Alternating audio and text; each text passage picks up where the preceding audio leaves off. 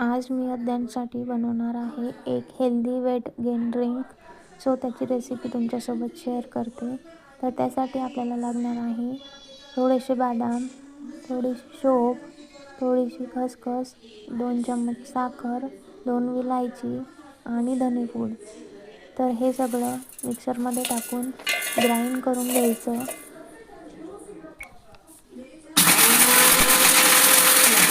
आणि त्यानंतर त्यामध्ये 1 ग्लास पाणी टाकायचं.